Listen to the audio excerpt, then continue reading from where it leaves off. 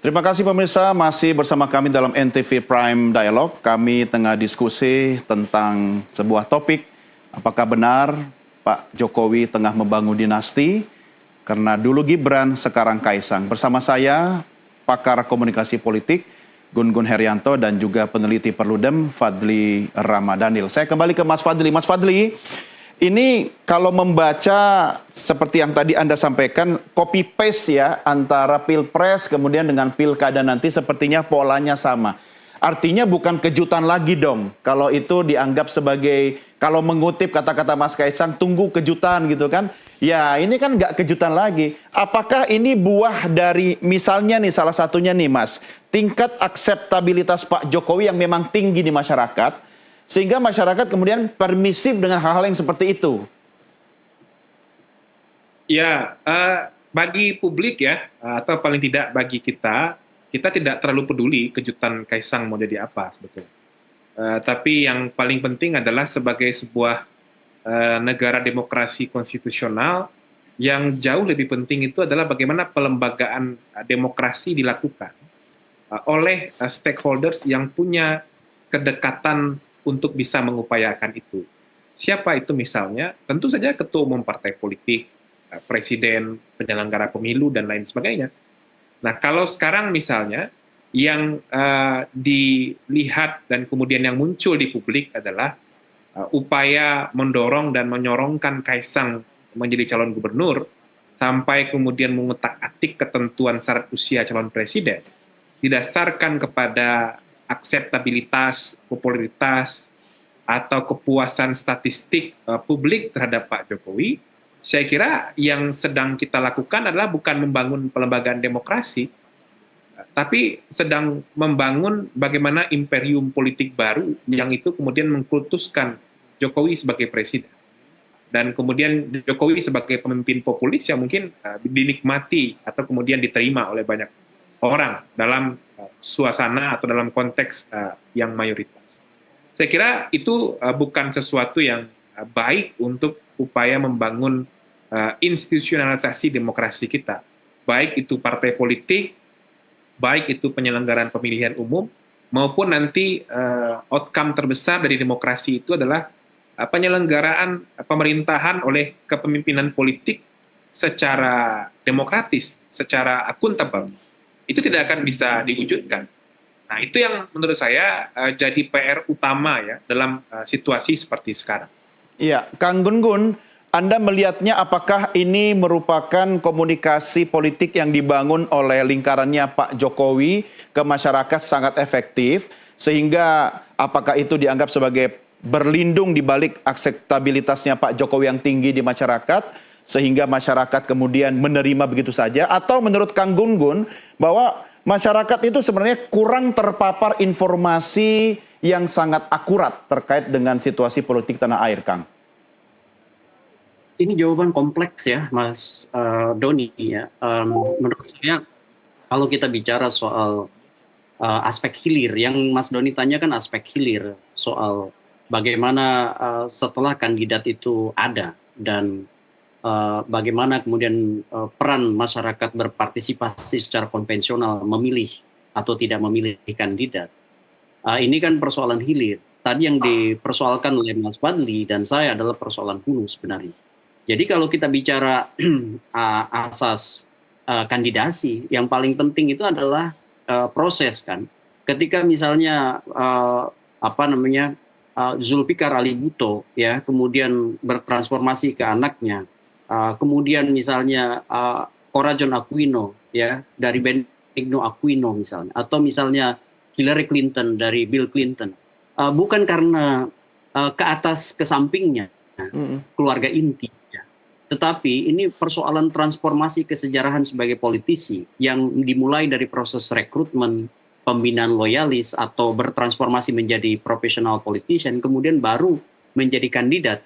Dan itu kemudian proses nominasi di partai melalui proses yang juga sangat baik bagi institusionalisasi politik ya di dalam negara demokrasi.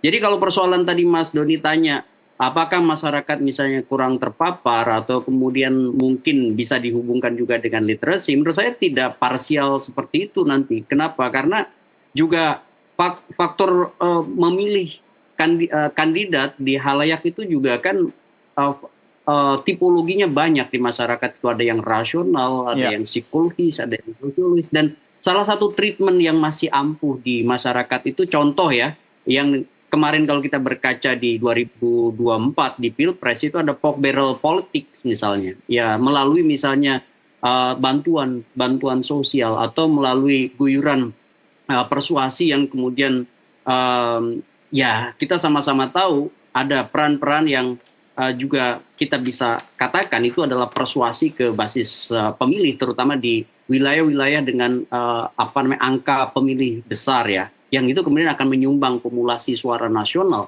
Jadi bagi saya ada 3 faktor. Pertama adalah figurnya atau kandidatnya, kemudian yang kedua adalah strategi dalam konteks penetrasi ke basis pemilih ya. Kemudian yang ketiga tentu adalah kompetitor. Dalam konteks ini juga akan menentukan misalnya 2 pasangkah, 3 pasangkah, itu kan juga akan menentukan landscape pemenangan seseorang dalam kontestasi elektoral. Jadi kalau misalnya disalahkan hanya publiknya, itu menurut saya juga kita tidak bijak ya. Bahwa publik sedang berproses ya menjadi pemilih yang lebih berdaya melalui beragam inisiatif ya yang dilakukan oleh kelompok civil society, termasuk kampus, NGO, termasuk Mas Fadli nih, ya kan rajin sekali melakukan political literacy mainstreaming begitu ya, pengaruh utamaan literasi politik.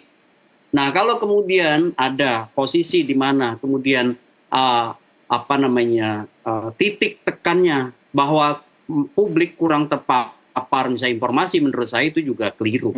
Ada satu posisi politik yang kadang-kadang tidak terlihat kasat mata oleh halayak, tetapi terasa dampaknya. Misalnya adalah bicara soal bagaimana mulai politik anggaran diperuntukkan bagi momentum kontestasi elektoral, dan di situ kemudian berdampak ke problem hilirnya, yaitu persuasi di tingkat micro targeting ya, seperti misalnya di kampanye door to door campaign, dan itu kemudian dipengaruhi oleh politik persuasi melalui tadi bantuan-bantuan yang jumlahnya sangat masif. Ya.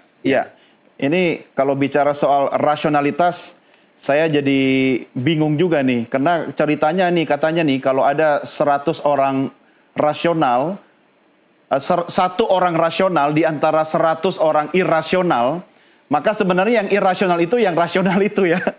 Tapi ini menarik, saya harus konfrontir juga dengan Prof. Ikrar Nusa Bakti yang sudah bergabung bersama kita. Prof. Ikrar, bagaimana Anda menerjemahkan situasi sekarang ini yang sepertinya setiap kita ketemu lagi-lagi membahas tentang dinasti ya, dinasti dari Pak Jokowi. Karena saya mengulang lagi statementnya Pak Zulhas yang disampaikan di depan publik, yang katanya Pak Zulhas, Pak Jokowi melarang putranya untuk maju karena terbentur aturan usia. Tapi kata Kaisang, tunggu kejutannya. Prof, Anda membaca seperti apa, Prof? Ya, kalau kita lihat ya, pertemuan di antara Koalisi Indonesia Maju itu kan kalau kita dapat informasi dari Pak Zulhas ataupun dari kalangan pendukung Kaisang, itu kan terjadi pada bulan Mei kemarin ya, di mana mantan gubernur Jawa Barat gitu ya, Kang Emil itu ya, Ridwan Kamil akan dipasangkan dengan Kaisang untuk maju di Pilkada DKI Jakarta ya, atau daerah khusus Jakarta lah, whatever kita namakan Jakarta ini. Tapi Anda juga tahu dari sisi Kaisang mengatakan bahwa dia lebih cocok dengan Anies atau lebih setuju dengan Anies ketimbang dengan si Kang Emil itu. Dan kemudian kita juga tahu pernyataan Golkar sendiri kan dia lebih setuju untuk Kang Emil tetap di Jawa Barat ketimbang di DKI Jakarta ya.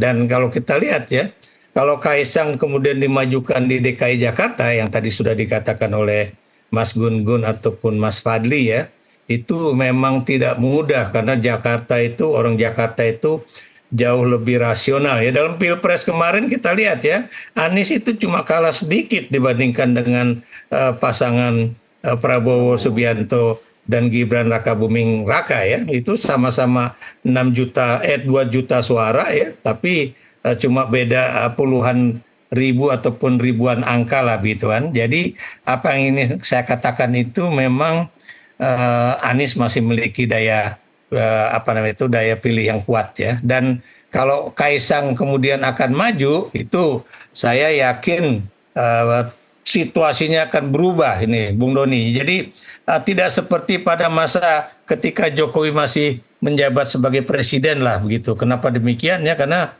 biar bagaimanapun tentunya yang namanya Prabowo nanti sudah dilantik jadi presiden, tentunya dia memiliki kepentingan politik tersendiri juga ya.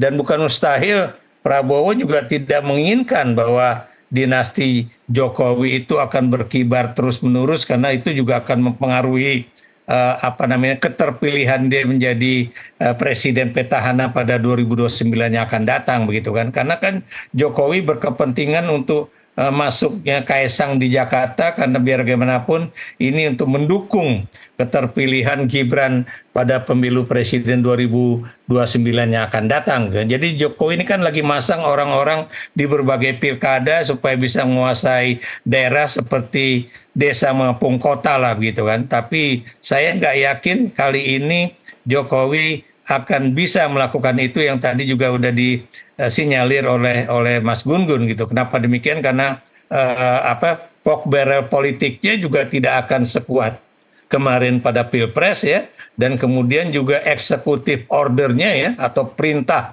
dari seorang eksekutif tidak lagi sekuat seperti pada masa ketika Jokowi menjadi presiden ya. Jadi keterpilihan Kaisang di DKI Jakarta ya, kalaupun dia tetap menjadi calon wakil gubernur baik bersama Kang Emil ataupun bersama Anies ya, itu belum tentu. Dan saya juga nggak yakin Anies akan menerima Kaisang sebagai cawagupnya. Kenapa demikian ya? Satu, Jokowi juga nggak suka dengan Anies. Dua, Prabowo juga pernah merasa punya persoalan pribadi dengan Anies ya. Itu dari sisi itu aja mulai susah ya. Dan kemudian PSI juga tidak memiliki suara cukup untuk kemudian bisa dipegang sebagai bahwa Kaisang itu memiliki andil untuk pemenangan dalam pilgub di Jakarta ya, seperti yang dikatakan oleh Julhas kepada berbagai media massa begitu kan, seakan-akan Kaisang itu adalah memiliki nilai lebih dalam keterpilihan untuk menjadi calon wakil gubernur mendampingi Kang Emil begitu. Ya, Prof, ini bicara soal siapa yang jadi gubnya, siapa cawagupnya. Kemarin juga Kaisang kan sudah oke-oke aja kalau dia dipasangkan dengan Anies Baswedan. Kita lihat sama-sama bagaimana statement Kaisang ketika ditanya akan dipasangkan dengan Anies Baswedan. Ya, nggak masalah. Saya kira itu juga baik. Dan kita lihat kan juga Pak Anies juga, kalau kita lihat surveinya sekarang juga yang paling tinggi. Jadi ya saya nggak masalah juga kalau nanti pun akan dipasangkan oleh Pak Anies. Sudah itu ya. Kan dua. Oke, saya geser dulu ke Mas Fadli. Mas Fadli, ya saya nyambung tadi dari pernyataannya Prof. Ikrar ya. Kalau memang ini adalah kepentingan istana, dalam hal ini Pak Jokowi, untuk mengamankan kepentingan keluarga Pak Jokowi pasca setelah lengsernya Pak Jokowi nanti, apakah memang satu-satunya cara dengan menempatkan orang-orangnya, keluarganya di posisi-posisi yang strategis ini? Kalau misalnya Kaisang maju pasangan dengan Anies kan lumayan ya, di Jakarta tinggal berkedip aja sebenarnya. Seperti Kang Emil misalnya Jawa Barat, kata Prof tadi. Tapi kemarin saya nanya Golkar, tetap akan ngusung Kang Emil di Jakarta gitu. Petanya seperti apa kira-kira, Mas Fadli? Ya, saya kira dengan timeline pencalonan atau pendaftaran calon yang masih nanti di bulan Agustus ya, semua kemungkinan masih bisa saja berubah. Tapi yang kita lihat kecenderungannya adalah sebagai daerah khusus ya, DKI Jakarta yang selalu jadi barometer politik nasional, jadi perebutan posisi politik bagi banyak pihak, terutama elit politik nasional, tentu saja tidak mudah untuk menentukan siapa yang akan diusung menjadi calon gubernur dan wakil gubernur untuk DKI Jakarta. Nah, dalam situasi seperti itu saya kira kepentingan partai politik, kita berharap bahwa kepentingannya tidak hanya soal bagaimana siapa yang akan dicalonkan, siapa nama yang akan jadi gubernur, siapa nama yang akan jadi wakil gubernur. Tapi yang jauh lebih penting adalah siapa sosok yang bisa menyelesaikan problem DKI yang begitu banyak. Apa yang akan dia lakukan? Apa yang dilakukan oleh Pak Zulhas misalnya, dan juga beberapa orang yang menjadi pendukung Kaisang, bagi saya sih itu membesar-besarkan maksud dan tujuannya saja. Bahwa ya saya tidak yakin juga, satu dari segi partai politik, PSI kan bukan partai yang dominan ya di DKI Jakarta, dan tidak punya kursi di parlemen di pusat. Kemudian dari segi popularitas dan elektabilitas pun saya kira Kaisang bukan jadi faktor determinan yang mungkin nanti akan bisa mempengaruhi konstelasi pencalonan gubernur DKI. Kecuali yang diperebutkan sekarang itu saya kira hanya posisi Kaisang sebagai anaknya presiden. Dengan patron Pak Jokowi masih dinilai sebagai pemimpin yang punya popularitas tinggi, punya elektabilitas tinggi. Tapi saya sepakat dengan Prof. Ikrar bahwa Pak Jokowi akan segera selesai sebagai presiden dan kepemimpinan akan beralih. Dan momentum itu pasti akan menentukan banyak hal, termasuk juga soal konstelasi pilkada DKI. Ya, bisa jadi juga Prof. Ikrar bahwa pasangan Anies dan Kaisang itu sebenarnya jebakan Batman buat Anies, dikunci ya kartunya gitu. Anda melihat ke situ nggak, Prof? Ya, saya tidak melihat seperti itu ya. Tapi yang jelas Jokowi memang memiliki satu kepentingan khusus ya untuk menjadikan Kaisang terpilih sebagai calon wakil gubernur di DKI Jakarta ya. Nah, demikian karena ya lagi-lagi ya itu akan menjadi suatu kesempatan bagi dia untuk menjadi gubernur DKI Jakarta atau DKJ pada 2029 yang akan datang, dan juga bisa mendongkrak juga ya perolehan suara bagi Gibran kalau dia nanti menjadi calon presiden pada 2029 yang akan datang gitu kan. Ya. Tapi lagi-lagi ya, apa yang terjadi pada saat ini 2024 atau sampai bulan Juni 2024 itu belum tentu sama pada November 2024 yang akan datang ya. Apalagi sekarang sebetulnya kalau saya perhatikan itu Gerindra juga memiliki suatu kepentingan-kepentingan lain ya untuk kemudian memajukan calon-calon mereka pada 2029 yang akan datang begitu kan. Jadi buat saya apa yang terjadi saat ini ya itu sebetulnya udah senjakala pemerintahan Jokowi atau senjakala kekuasaan Jokowi ya. Dan kalau memang dia bisa memajukan Kaisang, barulah saya akan berani mengatakan analisis saya ini salah ya. Tapi kalau ternyata benar ya bahwa Kaisang itu bukan faktor utama atau faktor penentu di dalam keterpilihan calon gubernur dan wakil gubernur di DKI Jakarta, itu berarti anggapan saya atau asumsi saya benar bahwa Jokowi itu sudah mengalami senjakala politik ya, dan di dalam senjakala politik ini tidak sedikit ya gerakan-gerakan yang boleh dikatakan menuju pada post power syndrome ya. Dan kemudian dia udah pasang kuda-kuda di sana sini, termasuk juga merevisi berbagai undang-undang yang bisa menyelamatkan dirinya dan keluarganya ya. Tapi buat saya lagi-lagi masyarakat ketika kampanye yang dilakukan oleh Bung Fadli ataupun Mas Gun-Gun ataupun saya juga dengan berbagai kalangan akademisi tentunya akan membuka mata masyarakat dan juga pikiran masyarakat. Kenapa? Apa yang mereka dapatkan hasil dari pemilu presiden 2024 kemarin gitu kan. Anda bisa lihat ya, Zuhar bilang misalnya harga ayam 35.000 itu terlalu murah, itu merugikan peternak. Tapi bagaimana dengan konsumen masyarakat kecil yang juga sedang mengalami menggap gara-gara kenaikan berbagai harga kebutuhan pokok begitu kan.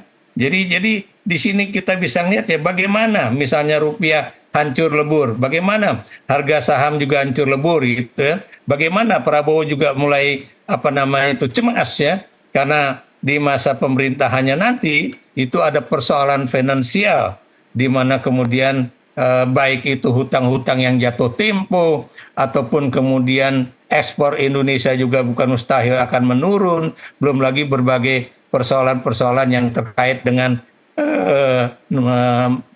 larinya investor-investor asing dari Indonesia ya, sebagai akibat dari antara lain kalau memang Prabowo menerapkan kebijakan makan siang gratis, itu akan mengambil anggaran Indonesia yang terlalu banyak, dan ini akan dipandang oleh luar sebagai suatu pemborosan yang tidak produktif dan sebagainya dan sebagainya. Jadi itu hal-hal yang buat saya harus juga dipahami oleh masyarakat bahwa sebuah kebijakan janji di dalam pemilu itu belum tentu sesuatu yang benar-benar bisa diterapkan di dalam suatu kebijakan, apalagi melihat angka itu, Anda perhatikan ya, itu berapa kali lipat dari anggaran pertahanan Republik Indonesia, begitu kan? Kalau kemudian anggaran pertahanan kita aja yang sudah paling tinggi itu jumlahnya masih sepertiga dari makan siang gratis, itu kemudian bagaimana nasib dari masa depan anak-anak Indonesia dalam artian anggaran untuk pendidikan itu tentu juga akan menurun drastis begitu. Ya. Jangan terlalu keras soal makan gratis, Prof. Saya lagi nunggu telepon, siapa tahu diangkat jadi Menteri Negara urusan makan makan siang, sarapan katanya sekarang. Kang Gun-Gun, dari perspektif komunikasi sebenarnya sah-sah saja dong, misalnya Presiden Jokowi yang akan lengser, kemudian ingin tetap membangun komunikasi politik yang efektif dengan penerusnya.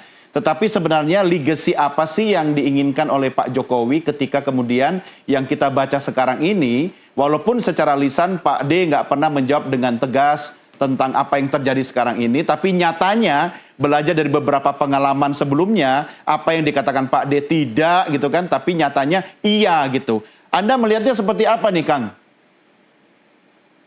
Nah, ini yang harus kita betul-betul cermati ya. Banyak pernyataan Pak Jokowi itu menggunakan panggung depan dan panggung belakangnya itu kerap kali berbeda begitu. Ini yang makanya tidak bisa membacanya secara linier, melainkan harus cermat karena dalam beberapa hal polisemi atau multi makna, sehingga kemudian butuh satu hal yang paling penting membaca pernyataan Pak Jokowi dalam membaca konteks.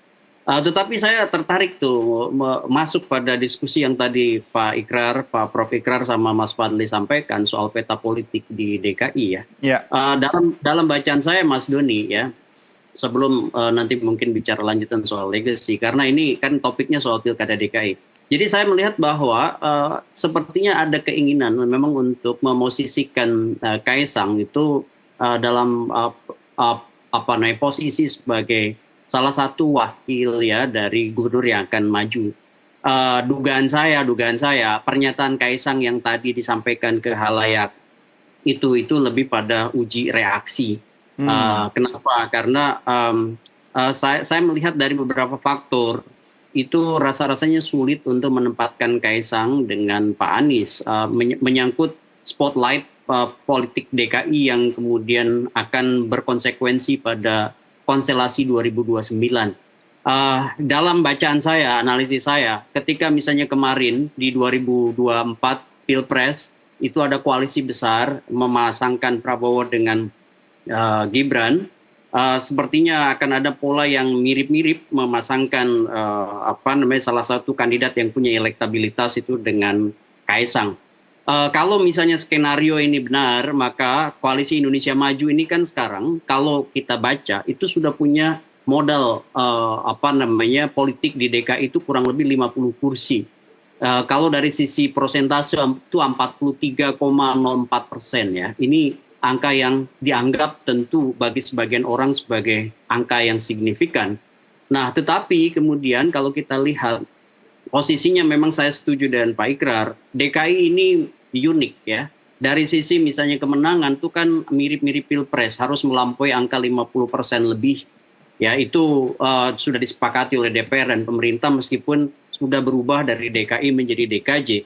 Dan kalau kita membaca misalnya koalisi sebut aja yang kemarin mengusung narasi perubahan, sebut aja ada Nasdem, ada PKS, ada PKB, dan PKB kan salah satu partai yang sudah secara resmi mendeklar Anies sebagai calon kandidat ya di Pilkada DKI, itu kurang lebih kan 39 kursi. Ini sebenarnya menjadi modal ketika misalnya PKB sudah mengusung, tinggal reaksinya apakah Nasdem juga ikut mendukung, apalagi PKS dengan 16% suara, 16% perolehan suara sah di PAN DKI. Ini tentu akan menjadi modal politik bagi seorang Anies Baswedan kalau kemudian semua inline dengan dukungannya pada seorang Anies. Apalagi kalau didukung PDI Perjuangan ya Kang ya. PDI Perjuangan punya 15 kursi. Ya, dan itu tentu akan menarik.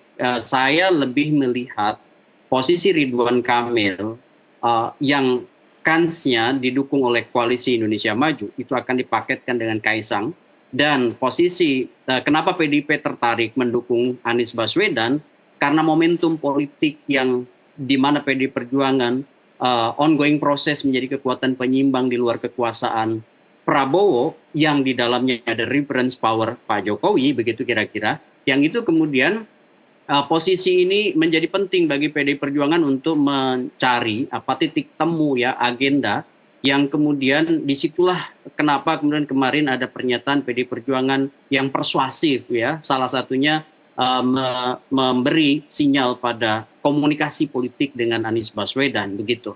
Dan kalau misalnya PKS menjadi game changer dengan membentuk poros baru ya tentu itu juga masih dimungkinkan karena PKS punya 18 kursi. Jadi DKI masih bisa 2, bisa 3, dan ketika ada 3 pasangan calon yang bertarung, maka ada kemungkinan ya kelompok yang bejana berhubungan antara pasangan calon. Masih ingat nggak Anies Baswedan menang di putaran pertama, kalah di putaran pertama Pilkada DKI 2017, hanya memperoleh 39%. Tetapi kemudian di putaran kedua dia memperoleh 57,9%. Dan bejana berhubungannya itu diperoleh dari AHY. Kira-kira begitu. Jadi apa yang disampaikan Pak Ikrar itu masuk akal bahwa Anies Baswedan ketika dimajukan di DKI belum tentu mudah dikalahkan seperti kemarin mungkin di konstelasi Pilpres. Nah, soal legacy Pak Jokowi saya melihat ada proses penurunan ya ekspektasi terutama kelompok terdidik ya, yang kemudian tentu juga lambat tapi pasti ini juga membentuk opini di tengah masyarakat ya, meskipun banyak silent majority yang kemudian kalau kita bicara soal opini publik yang belum tentu kemudian di satu saat tidak menjadi satu opini publik yang efektif. Artinya kalau bicara legacy, misalnya apakah legacy Pak Jokowi itu IKN, apakah legacy Pak Jokowi itu misalnya tatanan demokratisasi, ini kan menjadi pertanyaan besar sekarang. Kenapa? Karena beberapa hal tentu ada proses delegitimasi juga gitu bukan dari publik, menurut saya dari proses yang juga diinisiasi oleh Pak Jokowi sendiri. Gitu. Oke. Jadi Pak Jokowi sendiri yang bangun, Pak Jokowi sendiri yang merasakan manfaatnya, Pak Jokowi sendiri juga yang mendelegitimasi ya. Oke, soal legacy ini nanti kita lanjutkan lagi di segmen berikutnya. Kita rehat sejenak Bapak-Bapak sekalian dan pemirsa, kami segera kembali sesaat lagi. Tetap bersama kami.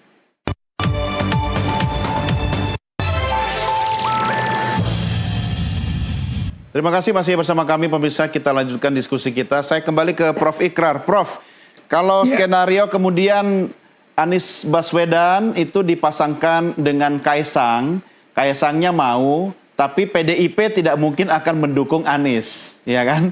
Nah, sementara PDIP dan Anies Baswedan kan sudah saling memuji. Anda membaca ke depannya kira-kira skenario apa yang akan terjadi, Prof. Ikrar? Ya, kalau kita lihat ya, kalau dari Koalisi Indonesia Maju kan yang sudah santer terdengar kan bahwa Ridwan Kamil akan dipasangkan dengan Kaisang ya, dan itu diharapkan itu bisa mengalahkan Anies Baswedan gitu kan. Dan PDIP juga ingin memajukan kalau kalau memang terjadi PDIP mendukung Anies, dia akan memajukan Andika Perkasa gitu kan. Sebab kalau dengan Ahok saya pikir agak sulit ya. Kenapa agak sulit? Karena biar gimana pun siapa yang akan menjadi gubernur, siapa yang menjadi wakil gubernur juga agak repot juga ya. Apalagi Ahok dan Anies pernah bertarung pada Pilkada 2017 yang lalu. Nah, kalau kemudian juga PKS membuat tadi yang Prof. Gun katakan akan bisa menjadi kekuatan ketiga, lalu PKS akan berkoalisi dengan siapa begitu. Ini juga menjadi satu tanda tanya besar ya. Tapi kalau buat saya, kalau PKS kemudian PKB dan PDIP itu bergabung, Anda bisa bayangkan ya, atau bahkan didukung juga oleh Partai Nasdem, Anda bisa bayangkan itu berapa jumlah suara yang akan didapat oleh Anies dengan pasangannya ya. Apakah dengan Mardhani Alisera ataukah dengan Andika Perkasa begitu kan. Ini suara itu udah pasti akan mudah untuk diperoleh oleh Anies ya. Dan jangan Anda lupa bahwa biar bagaimanapun orang di Jakarta lebih lekat ya dengan Anies Baswedan ketimbang dengan Kang Emil begitu kan. Kenapa demikian? Karena biar bagaimanapun Anies itu pernah menjadi gubernur ya, dan kemudian bagaimanapun juga ya perasaan di dalam hati baik dari Anies pribadi maupun dari mereka-mereka yang tidak menyukai Anies ya, atau parpol-parpol yang tidak menyukai Anies ya, itu sama bahwa Anies akan sulit untuk kemudian menerima Kaisang menjadi calon pendamping dia gitu. Tapi kalau emang itu terjadi, ya itu berarti politik kepentingan itu juga bermain. Dalam hal ini Anies mungkin tidak melihat bahwa Kaisang itu sebagai anaknya Jokowi, tapi Anies melihat Kaisang sebagai pendukung suaranya Anies gitu. Walaupun itu buat saya juga agak sulit untuk bisa diterima oleh halayak ramai di Jakarta begitu, Bu. Ya, baik. Saya ke Mas Fadli. Mas Fadli, soal wacana Anies Baswedan sebagai calon gubernur ini kan ramainya masih di tingkat DPD atau DPW, partai-partai politik yang ada di Jakarta kan. Tetapi jangan lupa keputusan untuk memberikan rekomendasi kepada nama yang maju sebagai calon gubernur itu ada di Ketua Umum DPP partai tersebut. Nah, Nasdem pun sudah mengusulkan 3 nama, salah satunya Anies memang. Tapi kalau kita melihat apakah Pilkada Jakarta nanti polanya copy-paste dari Pilpres dengan koalisi yang sama di Pilpres, berarti bisa ketebak dong nanti akan terjadi seperti yang di Pilpres yang ada di Jakarta ini. Akankah karpet dan lampu hijau buat Kaisang itu akan terwujud di Jakarta, Mas Fadli? Ya, saya kira singkatnya sih itu hanya bisa akan terjawab ketika nanti akan didaftarkan ke KPU ya. Nah, itu menjadi salah satu semacam ketentuan tidak tertulis lah bagi partai politik. Apalagi untuk pilkada di wilayah-wilayah yang kemudian itu punya posisi yang sangat strategis untuk mempengaruhi konstelasi politik nasional. Dan salah satunya pasti Pilkada DKI Jakarta atau daerah khusus Jakarta. Partai Nasdem misalnya sudah mulai menyerahkan rekomendasi kepada beberapa calon gubernur, beberapa calon bupati wali kota, tapi pernyataan publik dari tim Bapilunya Partai Nasdem misalnya mengatakan khusus untuk DKI Jakarta itu akan dibahas spesifik oleh Ketua Umum. Ya. Dan saya yakin pendekatan yang sama juga akan digunakan oleh ketua umum partai politik lain. Tapi tentu saja karena ada ketentuan jumlah minimal kursi yang harus dipenuhi ya, tentu itu akan sangat mempengaruhi objektivitas dari ketetapan partai politik, terutama ketua umum partai politik. Bagi publik sebetulnya soal siapa yang akan menjadi calon pasti tidak akan keluar dari nama-nama yang sudah beredar. Tapi tentu yang paling penting adalah karena ini kontestasi demokrasi, publik berharap bahwa publik tidak hanya jadi objek saja, tapi juga menjadi variabel yang penting untuk dipertimbangkan siapa yang kemudian paling relevan dan kontekstual untuk diusung menjadi calon gubernur, khususnya untuk DKI Jakarta, yang gunanya dan tujuannya adalah untuk menjawab semua kompleksitas DKI Jakarta. Oke, Kang Gun, apakah peluang Anies Baswedan di Jakarta akan terbuka lebar sebagaimana yang kita diskusikan malam ini? Atau sebenarnya cawe-cawe istana akan membuat Anies Baswedan masuk dalam perangkap atau jebakan Batman sehingga koalisi yang terjadi di Pilpres itu akan melanggengkan ke pilkada, artinya itu kekuasaan merata gitu loh. Koalisi Pilpres akan membuat kekuasaan mereka merata di daerah-daerah. Analisa Anda, Kang Gun-Gun? Saya melihat posisi Anies Baswedan punya kans untuk menjadi satu di antara kandidat yang bertarung di Pilkada DKI. Kenapa? Karena ini ada satu tesis menarik tuh dari Gary W. Cooks ya, soal opportunity structure perspective ya, atau perspektif struktur peluang. Itu kan salah satunya bicara soal probabilitas perolehan suara. Anies Baswedan adalah magnet elektoral di DKJ. Karena bagaimanapun seperti Prof. Ikrar dan Mas Fadli tadi sampaikan, ini adalah orang yang punya modal dasar elektoral, baik dari sisi popularitas, akseptabilitas gitu ya. Dan tentu partai akan berpotensi meminangnya. Yang sudah menyatakan meminang itu kan PKB. PKB itu punya modal 7,76% suara dalam perolehan pemilu 9%. Itu kan ada 11 kursi. Kalaupun Nasdem misalnya tidak ikut karena tentu ada politik misalnya di tingkat nasional untuk politik akomodasi, bisa saja kemudian misalnya Nasdem ikut koalisi Indonesia Maju, itu masih ada terbuka peluang meyakinkan Partai Keadilan Sejahtera. Ingat, PKS mendapatkan insentif elektoral yang meningkat mengalahkan PDI Perjuangan di pemilu legislatif 2024 di DKI. Salah satunya menurut saya, kalau kita lihat di exit poll dan juga beberapa riset ya, itu menunjukkan bahwa naiknya suara PKS di DKI itu karena mengusung Anies Baswedan sebagai calon presiden. Dan PKS itu punya 16,68% di Jakarta. Artinya kalau PKS, PDI Perjuangan, PKB itu sudah melampaui threshold ya, baik dari sisi perolehan suara maupun kursi di DPRD. Begitu Mas Doni. Jadi saya meyakini bahwa salah satu kandidat yang menjadi top of the ticket ya dalam konteks kandidasi di Pilkada DKJ adalah Anies Baswedan. Ya, oke, baik. Prof. Ikrar, sambil menunggu kejutan apa yang akan kita saksikan nanti, apakah Anda melihat bahwa Pak Jokowi akan cawe-cawe sedemikian besar sebagaimana cawe-cawe Pak Jokowi seperti kata Prof. Ikrar sendiri yang dilakukan lewat Pilpres sebelumnya, Prof? Ya, kalau saya lihat ya, dari hasil pengamatan saya, Jokowi memang mati-matian untuk kemudian bukan cuma memenangi Pilkada DKI Jakarta atau DKJ ini ya, daerah khusus Jakarta, tapi juga beberapa daerah penting ya. Saya beri contoh misalnya ya, Jawa Tengah kelihatannya Jokowi sedang berusaha supaya Jawa Tengah itu bisa direbut dari yang dulu menjadi kandang banteng menjadi kalau bisa gubernurnya itu adalah orang dia gitu kan. Karena Jawa Tengah juga memiliki jumlah suara yang banyak begitu kan. Dan kemudian juga kalau Anda perhatikan juga daerah-daerah seperti Jawa Timur atau beberapa daerah lain juga akan berupaya untuk direbut ya, dan dana yang dimiliki oleh Jokowi masih cukup besar ya, seperti yang diutarakan oleh Tempo misalnya kan, dan itu yang kemudian masih dimainkan. Tapi lagi-lagi yang tadi saya juga tekankan, dia tidak lagi dalam posisi sebagai presiden, dan karena itu dia tidak memiliki itu yang disebut dengan otoritas untuk membuat executive order.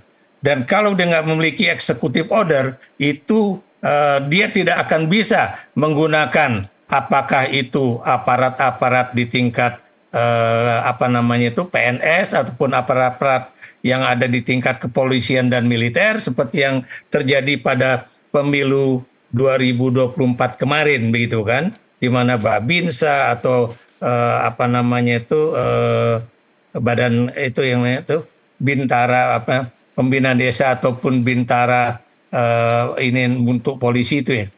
Babin Kamtipmas ya, itu tidak lagi bisa digunakan. Kepala desa nggak bisa lagi digunakan ya secara langsung. Dan karena itu buat saya kans bagi Jokowi untuk cawe-cawe khususnya untuk DKI Jakarta itu akan sulit. Apalagi kalau Anda lihat ya, kalau memang nanti PKS, PKB dan PDIP aja itu bergabung, itu pemilih dari partai-partai ini ya tidak tanpa adanya intervensi kekuasaan yang kuat, itu adalah pemilih-pemilih yang boleh dikatakan cukup tegas ya, atau tegak apa yang dipilih oleh partai, itulah juga yang akan dipilih oleh mereka. Ya. Dan jangan Anda lupa ya, Ya. Anies ini adalah seorang gubernur yang di mata orang-orang non-Muslim ya, atau di mata orang-orang Tionghoa itu adalah gubernur yang bisa mengamankan Jakarta dari sisi keamanan ya,